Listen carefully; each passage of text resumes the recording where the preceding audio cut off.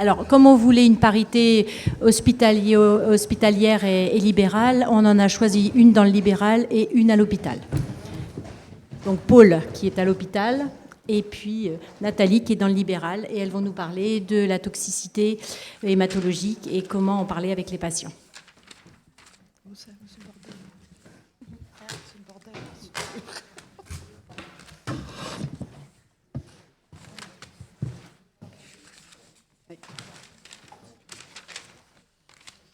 Alors, en attendant que Stéphane arrive à nous préparer le diaporama, je voulais profiter de cette occasion pour remercier le comité d'organisation de m'avoir accueilli cette année avec beaucoup de sympathie et de sollicitude. Voilà.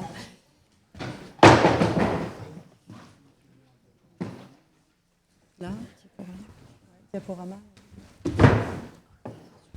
J'arrive. Super.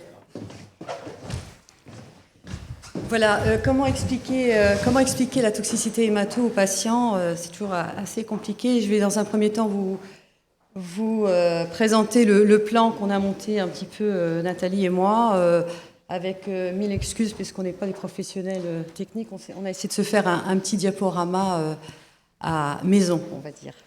Voilà. C'est en noir en plus, super. Super.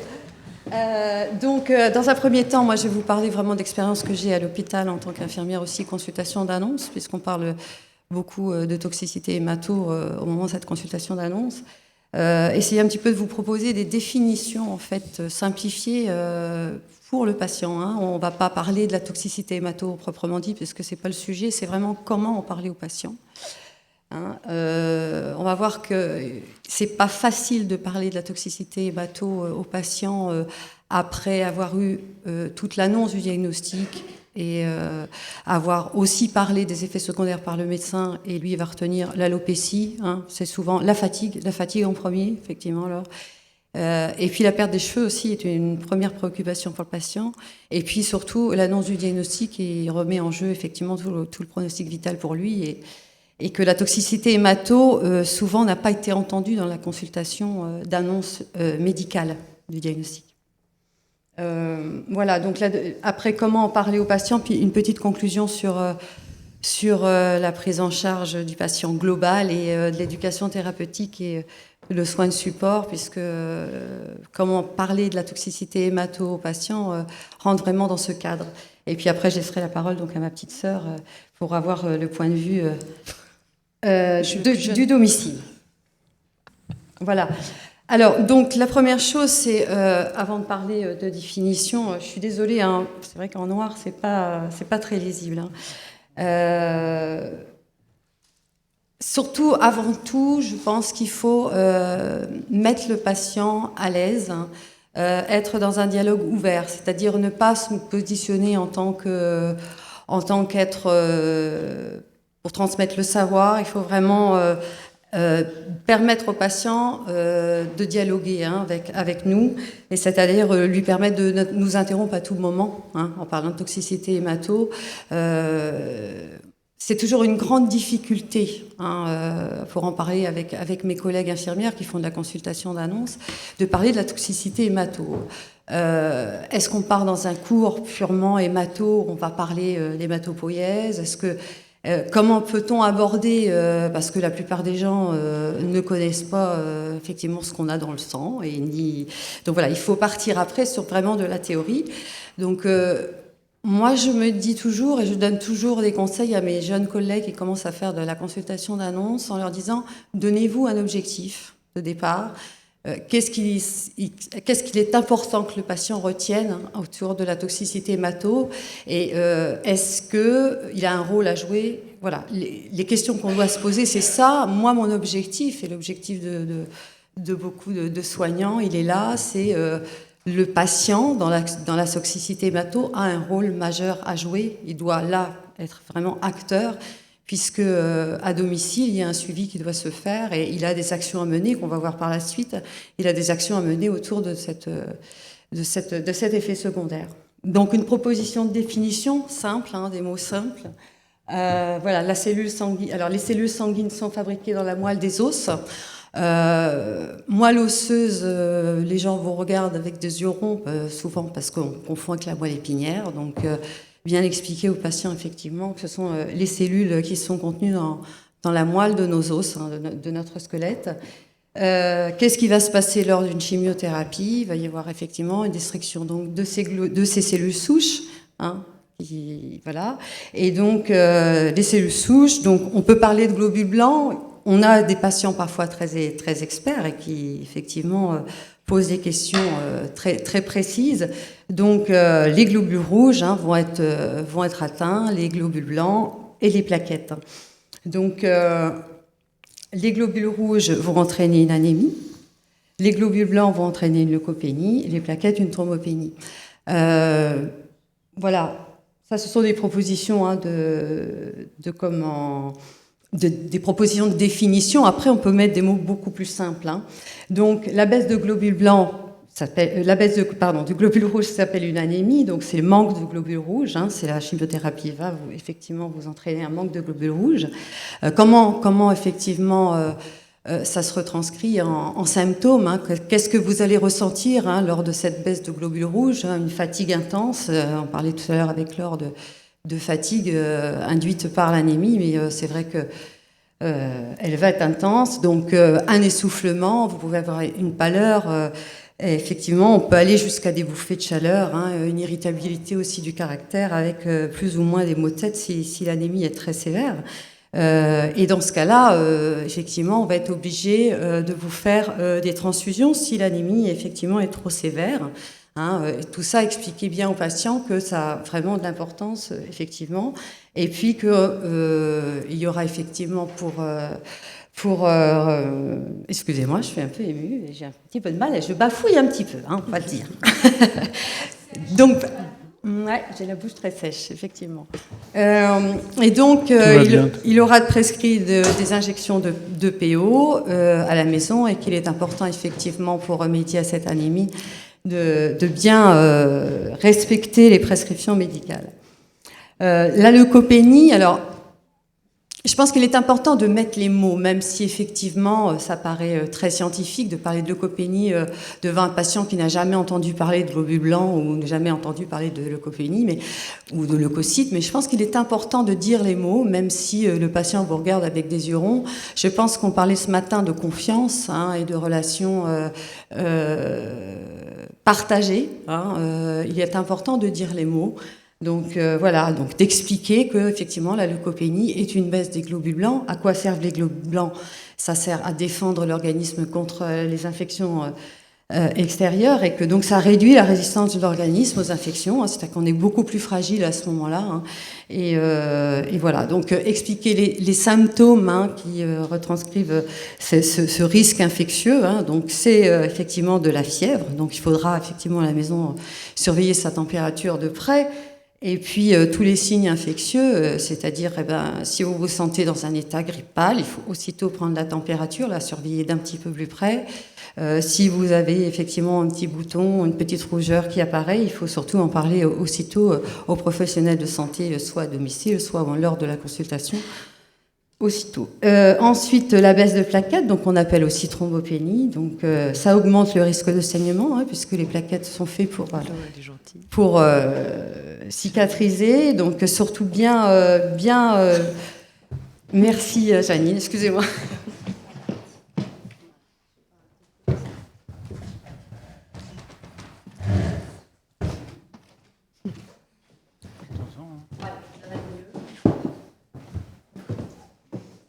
Voilà, donc augmente le risque de saignement. Donc il faudra effectivement vous surveiller de plus près par rapport au saignement de nez, de gencives, des hématomes qui peuvent apparaître effectivement.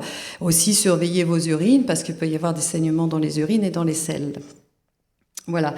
Le traitement pour effectivement ces baisses de plaquettes vont être essentiellement donc des transfusions de plaquettes, c'est-à-dire qu'effectivement en post-chimiothérapie, après un traitement de chimiothérapie, il faut expliquer aux patients pour l'anémie qu'on transfusera en sang et qu'on transfusera en plaquettes également pour remédier à cette baisse de plaquettes.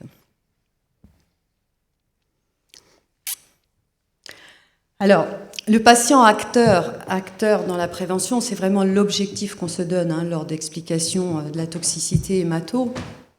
Donc il faut être assez simple et assez pragmatique en fait face au patient. Pour le patient, l'observance des prises de sang peuvent être, Nathalie nous en parlera tout à l'heure à domicile, mais peuvent être un gros problème en fait. Ce sont des patients, alors particulièrement en hématologie, puisque les patients ont des chimiothérapies lourdes et ont des réseaux veineux souvent abîmés, n'ont pas toujours une voie centrale. La prise de sang à la maison se fait plus facilement en périphérie et ça peut être effectivement un soin assez agressif, d'où l'importance justement d'éduquer le patient par rapport à ça. Effectivement, en hématologie, on arrive souvent à des prises de sang bi-hebdomadaires, ce qui est quand même un rythme assez fréquent. Donc, le pourquoi de l'importance, c'est-à-dire qu'on a vraiment, on se doit vraiment au patient de lui dire, on n'a pas le choix de surveiller votre prise de sang sans que vous fassiez le prélèvement. Il est important vraiment que vous fassiez ces prises de sang pour qu'on puisse derrière agir en prévention et non pas dans l'urgence. L'intérêt des injections de PO pour corriger l'anémie, pour essayer de diminuer un peu cette fatigue déjà existante de par la pathologie et de par le traitement. L'injection de PE donc corrigera cette anémie et donc diminuera d'autant plus effectivement le risque d'anémie sévère et diminuera les transfusions en intercure. Les facteurs de croissance, donc les facteurs de croissance pour éviter des leucopénies trop importantes et de diminuer le risque infectieux. Ne pas prendre de paracétamol, je l'ai mis en gros parce que c'est pas évident pour tout le monde.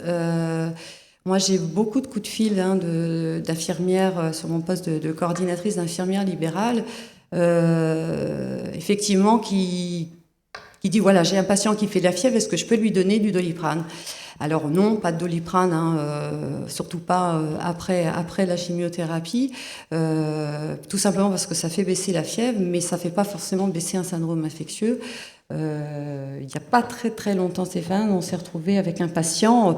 L'info lui a certainement été donnée, peut-être pas suffisamment répétée. Le premier réflexe qu'on a quand on a de la fièvre ou quand on a une grippe, c'est de prendre effectivement un Doliprane. Et c'est ce qu'a fait le patient. Malheureusement, il s'est retrouvé aux urgences en état de choc infectieux. Bon, et ça s'est pas très bien terminé en plus. Donc on s'en est voulu, on s'est dit, mon Dieu, c'est une chose évidente pour nous, il faut le rappeler. On verra peut-être avec toi, Nathalie, que c'est pas si évident que ça en fait à domicile, en phase de leucopénie, de ne pas donner de paracétamol, surtout. Voilà, donc après, on demande au patient effectivement de se surveiller de près, de prendre sa température. Alors, éviter effectivement la température rectale. Bon, maintenant, c'est rentré dans les mœurs. Il y a une époque, pas partout encore, apparemment. Donc plutôt de favoriser la prise de température auriculaire et de prendre la température tous les jours à la maison, prendre la température. Et effectivement, dès que le patient est au-dessus de 38, là, il a un rôle à jouer. C'est-à-dire que soit il en parle aux professionnels de santé de la maison, soit effectivement il se reprend la température 1 heure après et il a un numéro de téléphone dans les services qu'il appelle pour qu'on puisse agir derrière, qui se surveille d'un petit peu plus près, l'état cutané, s'il y a effectivement une petite blessure qui n'est pas très jolie, un petit bouton qui apparaît, un état sans être fébrile, mais un état de courbature, etc., tout signe infectieux, on lui apprend en fait, on l'éduque. Surveiller, je vous disais tout à l'heure, les signes de saignement et d'anémie, et puis bien sûr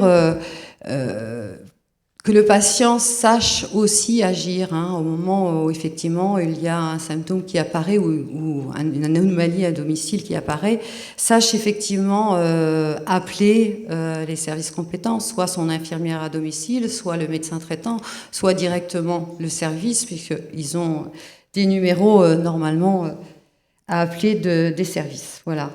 Alors comment parler aux patients? Là, on a mis un petit dessin sympathique. On a trouvé ça sympathique sur la communication, hein, et ce qu'était donc le dialogue. Hein, donc voilà, le soignant au départ est effectivement l'enseignant. Hein, l'enseignant, il va observer, évaluer, conseiller. Tout ça, effectivement, autour du dialogue pour que le patient puisse percevoir, hein, traiter et réaliser et surtout apprendre, quoi. Hein.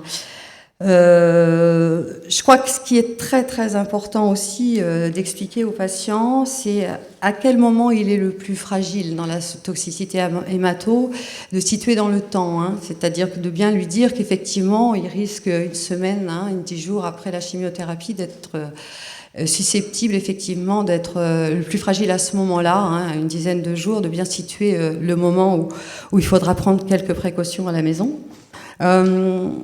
Je crois qu'il faut tenir compte aussi de l'accueil, tenir compte du proche qui est là, sans lui donner forcément un rôle de soignant, mais je crois qu'il est important que le proche aussi comprenne, hein, le rôle qu'il a à jouer par rapport aux conseils donnés à la maison. Bien adapter le vocabulaire, c'est-à-dire faut pas, c'est tout bête, mais c'est les bases de la relation soignant-soigné, mais la reformulation, on n'y pense plus beaucoup aujourd'hui, hein, ça fait démodé de parler de reformulation, mais ça marche toujours, hein, bien évaluer toujours ce que le patient sait. Adapter le vocabulaire, c'est-à-dire qu'on peut expliquer effectivement avec des mots simples ce qu'est la toxicité hémato.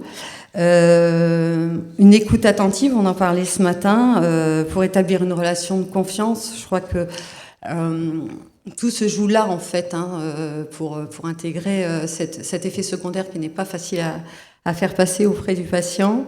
Essayer de ne pas induire trop d'anxiété également, ce qui n'est pas forcément facile. Ça fait peur, hein, quand on parle au saignant. Vous pouvez saigner du nez, vous pouvez faire des infections, voilà. Vous allez être hyper fatigué, mais je suis déjà, oui, mais vous le serez encore plus après la chimiothérapie. On a parfois effectivement des patients très inquiets à domicile qui nous appellent régulièrement. Ça y est, j'ai baissé mes blancs, je vais pas être bien, je vais avoir une infection, et qui restent cloîtrés chez eux. Donc, bien faire attention aux termes employés, hein, et être plutôt dans un discours positif, même s'il y a des choses à faire passer, d'être dans un discours assez positif.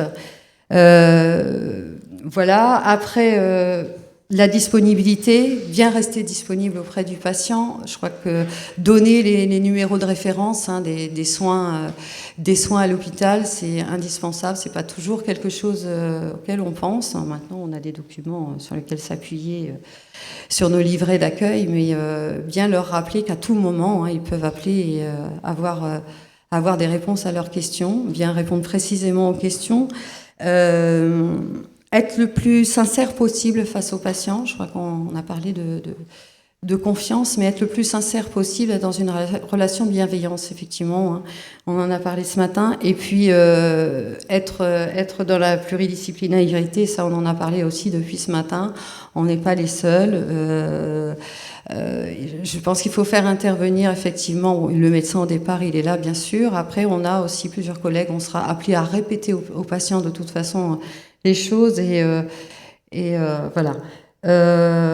La conclusion, je pense que c'est une thématique qui rentre vraiment dans le terme de l'éducation thérapeutique et du soin de support. Hein. Le patient est effectivement avant tout un individu, avant d'être un malade. Et on en a parlé de toute la matinée, mais effectivement de bien prendre en compte l'individu. Je pense que dans la toxicité hémato, comme ne pas avoir peur d'en parler avec les mots, mais de rester humble aussi, hein, c'est ce que je vous ai mis, mot d'ordre, simplicité et humilité. Ne pas, en tant que soignant non plus, se bercer d'illusions. Le patient ne sera pas forcément acteur de sa pathologie. Dans la plupart des cas, oui, et heureusement. Et comme disait Bédra ce matin, le patient expert, effectivement, ça existe. On a même des patients éducateurs. Hein. On a des patients qui, effectivement, ont bien compris le message et éduquent leurs infirmières à domicile, ou nous aussi parfois, d'ailleurs. Mais il existe toujours le patient qui n'a pas intégré, hein, tout simplement, ou parce que c'est pas le bon moment, on répétera. Hein, et donc, il faut rester effectivement assez humble devant tout cela. Voilà, je vous remercie.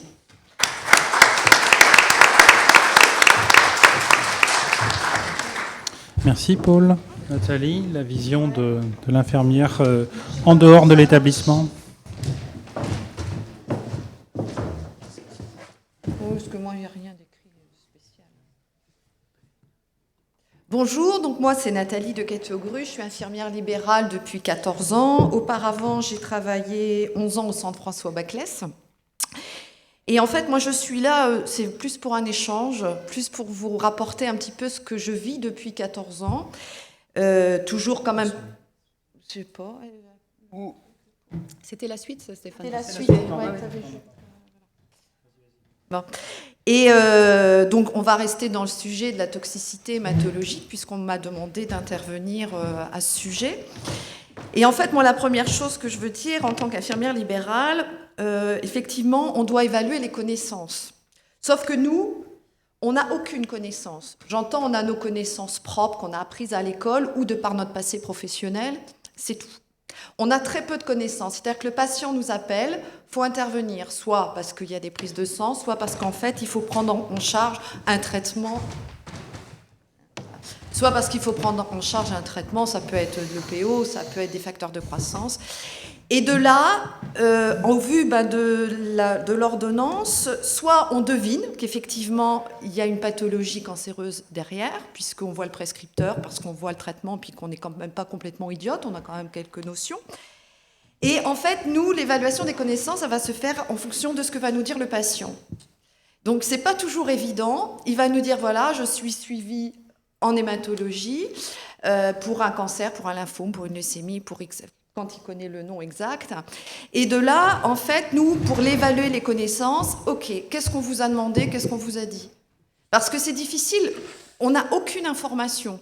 Donc, on ne peut pas induire, on ne peut pas lui demander, ah oui, alors vous allez perdre vos cheveux, vous n'allez plus avoir de globules rouges. Je veux dire, on est un petit peu, on dépend de ce que va nous dire le patient. D'où l'importance, à mon avis, qu'il ait eu les informations avant. Par contre, il ne les a pas toujours toutes entendues. Donc c'est vrai que notre rôle à domicile, il n'est pas évident parce qu'on est quand même très seul. Alors effectivement, il y a des réseaux de soins où il y a des transmissions qui sont faites. Moi, en 14 ans, je n'ai jamais eu cette chance-là. Hein, voilà, je suis à Falaise, je ne suis pas très loin de Caen, je suis à 30 km de Caen. Et de par mon passé professionnel, j'ai des réflexes, il me reste encore des automatismes, heureusement.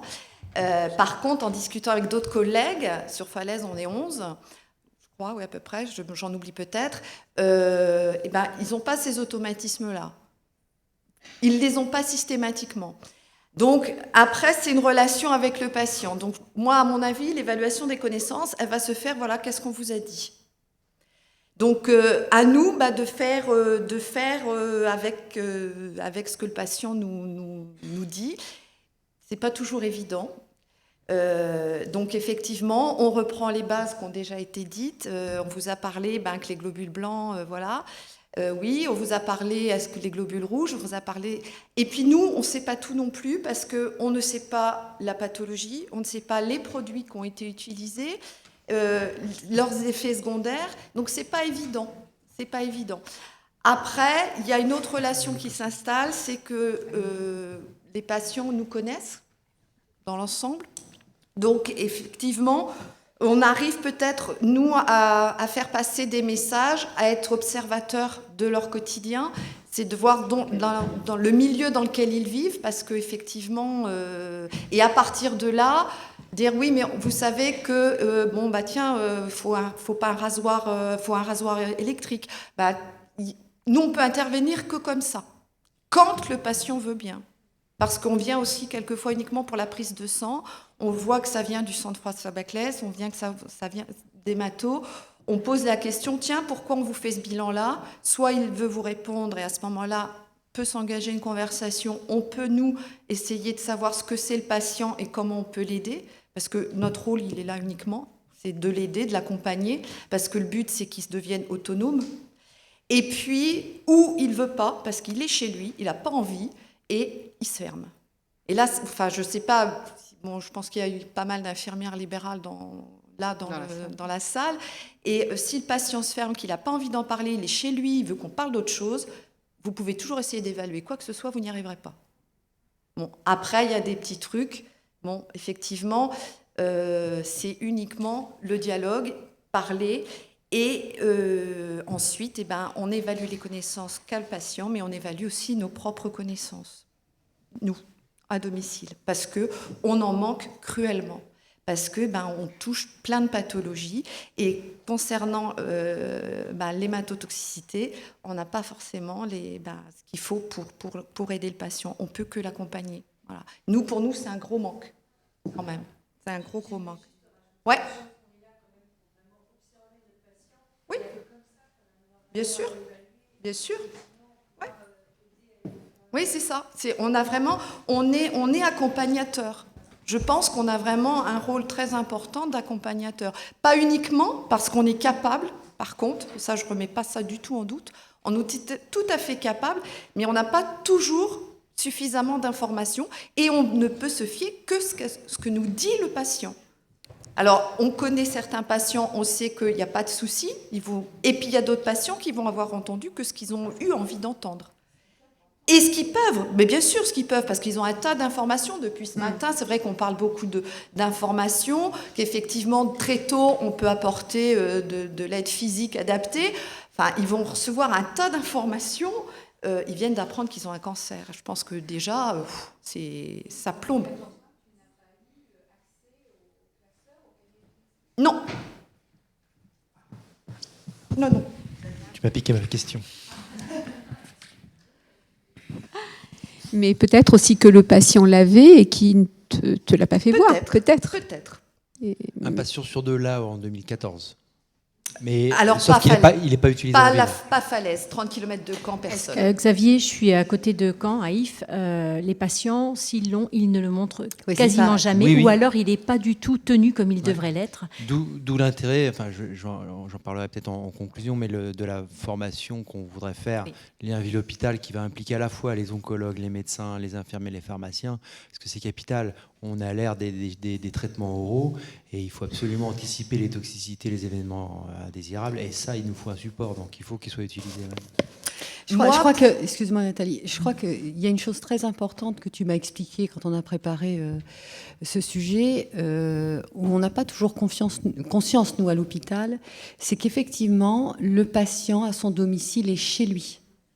Et il n'a pas envie, effectivement, je crois, de parler de sa maladie. Et je pense qu'effectivement, vous aviez certainement qu'à Falaise, un patient sur deux a son livret, mais ne le montre pas parce qu'il n'a pas forcément... Tu vois, les recueils des témoignages, les témoignages des patients qu'on a aussi, on a fait des enquêtes, c'est que les patients disent à 95% c'est un super outil.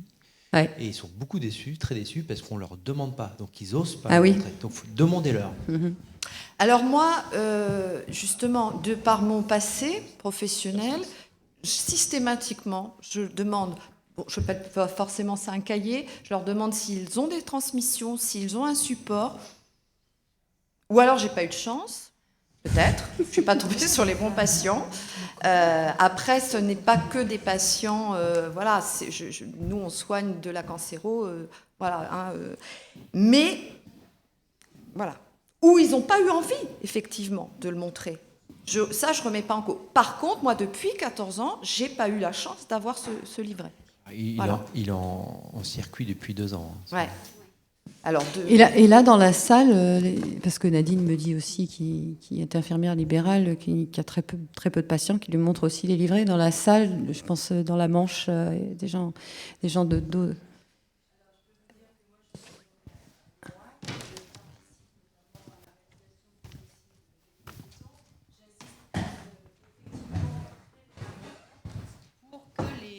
patients que je sais qui sont sous traitement chimiothérapeutique ou quoi que ce soit, et un cahier. S'ils ne l'ont pas, à leur prochaine consultation, je leur demande de redemander au service qu'ils le redonnent, de façon à ce qu'on puisse avoir un suivi régulier et qu'on puisse marquer éventuellement les effets secondaires, etc. Il se peut que, bon, alors parfois ils l'ont, ils ne veulent pas s'en servir, c'est pas grave, je veux dire, on garde effectivement l'envie du patient. La seule chose, c'est que quand on suit un patient qui a quand même de la chimiothérapie régulièrement, on sait qu'il y a des effets secondaires, on n'a aucune traçabilité de ce qui peut se passer à la maison et de ce qui peut se passer à l'hôpital. Maintenant, je pense que chaque professionnel doit être capable aussi d'insister un tout petit peu en disant il existe un cahier, vous pouvez y participer. Le pharmacien, le médecin, l'infirmier, le psychologue, tout le monde peut participer à ce cahier. Maintenant, il faut insister parce que ce cahier n'arrivera jamais à destination si personne ne veut se donner l'opportunité de lire et de participer dans ce cahier. Personnellement, les familles adorent ce cahier. Le si peu que j'ai pu faire, ils adorent parce qu'ils ont vraiment un suivi. Ils savent ils ont les numéros de téléphone de tout le monde. Ils savent comment intervenir. Donc, ils ont un support. Maintenant, le patient n'est pas obligé vraiment d'adhérer à cette chose-là, mais c'est aussi à nous, en tant que professionnels, de montrer que ça a un intérêt pour sa maladie et le suivi de sa maladie. Donc, je pense que c'est aussi à chacun de dire, voilà, avez-vous ce petit classeur? Comment je peux me le procurer? Après, on peut se le procurer par l'intermédiaire du cancérologue, par l'intermédiaire de l'infirmière d'annonce, en général. Maintenant, c'est vrai que ça n'est pas fait systématiquement jusqu'à maintenant, et je le regrette fortement, parce qu'il y aurait vraiment un très grand suivi, et on pourrait vraiment avoir de bons recueils, et ce serait beaucoup plus facile de suivre ces patients. Ouais, nous, il est distribué systématiquement en consultation d'annonce. Non, mais il faut savoir aussi qu'à domicile, quand on soigne, c'est pas la majorité de nos patients que l'on prend en charge qui sont atteints d'un cancer. Et heureusement, on a quelques patients, ça rentre effectivement ça peut rentrer dans notre quotidien, mais ça reste pas quand même la pathologie la plus fréquente non plus. Donc effectivement, il suffit que sur les quelques patients qu'on prend en charge, même au long cours, il n'est pas, et voilà. C'est pas forcément, je ne veux pas dire que c'est un fait établi, mais effectivement, on a quand même peu de transmission. C'est un ressenti. Sur les transmissions, justement, l'idée du dossier de liaison en cancérologie, c'est qu'un jour, il devienne un dossier de liaison tout court. Bien sûr. Ouais, non, mais... Ce que je vous propose, c'est qu'on laisse Nathalie finir. Terminer. Il nous reste quelques minutes et on pourra reprendre un débat assez court après. De toute façon... Oui. Ah oui, c'était une question. Non, mais... Criez fort, alors.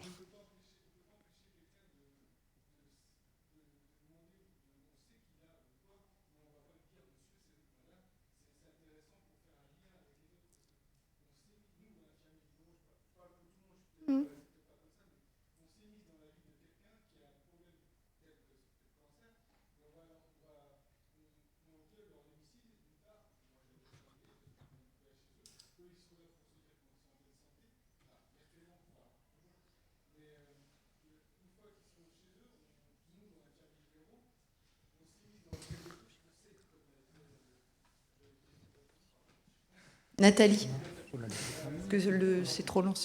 Non.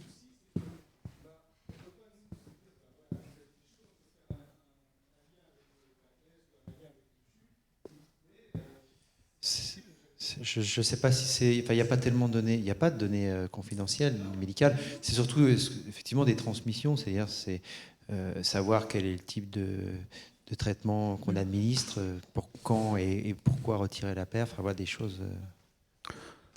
qui sont pas forcément, qui vont pas s'immiscer dans la vie des personnes. Voilà.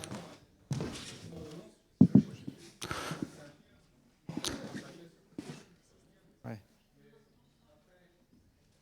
On peut revenir, excusez-moi, mais il faut vraiment qu'on conclue. On peut revenir à la toxicité hématologique qui est le but de cette intervention. Nathalie. Ouais, donc là, de toute façon, ça va aller assez vite parce que l'éducation du patient, elle reprend ce qui lui a déjà été dit, en fait, prodigué normalement à l'hôpital ou à un autre centre de soins, à savoir que nous, on va insister sur le fait de la prise de température, que c'est important de la prendre une fois par jour, donc pas température anale. Après, je ne vais pas vous reciter tout ce qui a déjà été dit, mais et puis on a, nous aussi, un petit regard sur l'hygiène parce que là, on vient directement. Alors effectivement, on va pas arriver avec nos gros sabots.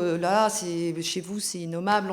C'est pas possible. Si vous arrive ça, c'est d'amener aussi à dire aux patients, peut-être qu'il faut changer son lit une fois la semaine, parce que d'habitude, il la change qu'une fois tous les 6 mois, parce que c'est vrai, parce qu'on voit aussi, moi j'ai fait un soin de pipeline sur un lit plein de verre. Faut le dire, ça existe encore aujourd'hui. Donc, nous, l'éducation, elle va être là. Elle va avoir un regard. Oui, et à Falaise, je veux dire, pas non plus en pleine campagne, au fin fond du monde. Mais bon, ça arrive encore aujourd'hui. Donc, nous, notre éducation aux patients, outre tout ce que l'on sait, tout ce qui a été cité, ça va être un regard aussi sur le domicile et sur l'entourage. Si vos blancs chutent un peu, évitez de voir les petits-enfants s'ils sont enrhumés. Lavez-vous quand même un peu plus les mains, il existe des solutions. Je pense que nous, on doit être accompagnateur du patient, se rendre disponible. Je sais que c'est pas toujours facile, mais en général, on a un numéro, et vérifier effectivement parce que ils sortent de l'hôpital avec un dossier bien classé, des ordonnances. Vous arrivez 3 jours après, vous avez une ordonnance qui est dans la chambre, vous avez les facteurs de croissance qui sont planqués sous le lit ou je ne sais où. Et je crois que notre rôle, il va être là, c'est de l'aider, de lui dire, vous avez une pathologie lourde, il y a des solutions, on est là pour vous aider, mais il faut s'organiser. Je pense que nous, on a ce rôle-là. Et de pouvoir appeler aussi, dès qu'on ne sait pas. Je crois que si on ne sait pas, c'est pas grave. Moi, je dis toujours, ne pas savoir, c'est pas un problème. Par contre, de ne pas chercher à savoir, ça peut le devenir. Donc, je vous reprends pas toutes les actions menées par les infirmières non plus, parce que je viens de vous les dire. C'est de la prévention, de l'information, de la disponibilité. Et puis, avec tout ça, normalement, le patient devrait être bien. Voilà. Le but, c'est de le rendre autonome.